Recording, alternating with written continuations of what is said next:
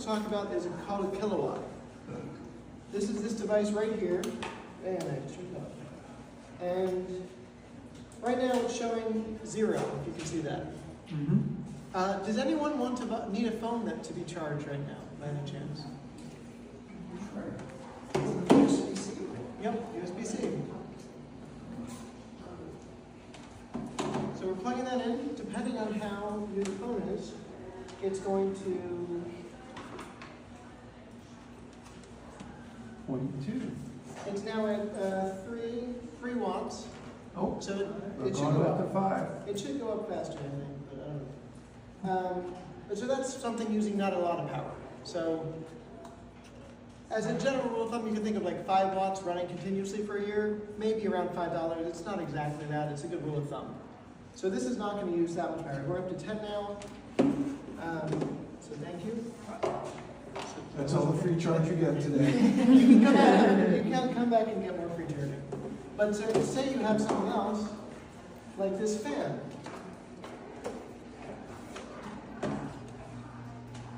As you can see, it's using 54 watts right now. So that would be a lot more. And by plugging in various devices you have around your house, you can get an idea of how much energy, where the energy is going in your house.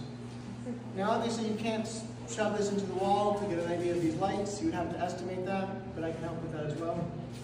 And you can look at the weight, the wattage of those lights. This is also really helpful for refrigerators, and that's a great way for helping, especially also renters. You can plug this into your fridge, and then look at, it would be a longer time. You want to leave it there for like a couple hours, and then go back and look at the energy guide rating for the fridge, and you can see if the fridge may be failing or not working efficiently enough. So that can actually save, that's usually one of the biggest expenses for renters from the electrical side, aside from HVAC. Any questions so far about the kilowatt? Well, you mentioned 5 watts, $5 equivalent. How is that? Is that like 5 watt hour? Or? No, so the way it really works is the wattage is like instantaneous power, and then there's another button. This is showing nothing because we don't have enough data, but this would be kilowatt hours. That's what you're actually charging. It's just a rough, very rough estimate, because if we're doing a small energy audit for like an hour, we don't have enough time to collect the data for a week, which would get you a more accurate reading. But yeah, that's a great question. I am not certified as an energy auditor. There are actual companies you can get, and they have door vacuums that they can install in your house and kind of pressurize your house, so you can actually feel where there's holes in the wall, and then use that to do insulation and things like that.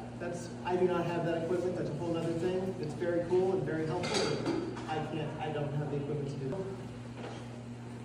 Let me see how I want to do this. Okay, so this is my hand. There's my hand.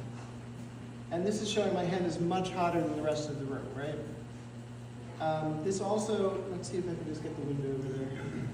And I'm going to go over here. So this is the window over there. You can see that's where more of the heat, or more of the temperature difference is coming from the room. So this can also be used if you do it on just a wall.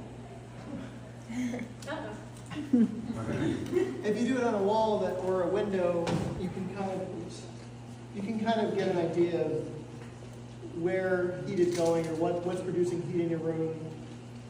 This was actually pretty cool, so I'm going to show it along right here. Like this is the motor in the fan. You can actually see that that's actually getting hotter than the rest of the fan, which makes sense. I was not getting good hot water when I was taking a shower. And I realized that there was a bunch of pipes from pretty far away that were just completely uncovered. About 20 bucks of insulation means I get more hot water faster, and it's pretty, in that case, it's a pretty easy self-install. Other installations like the ceilings or walls is maybe a little bit more involved, but that's a really great place to start.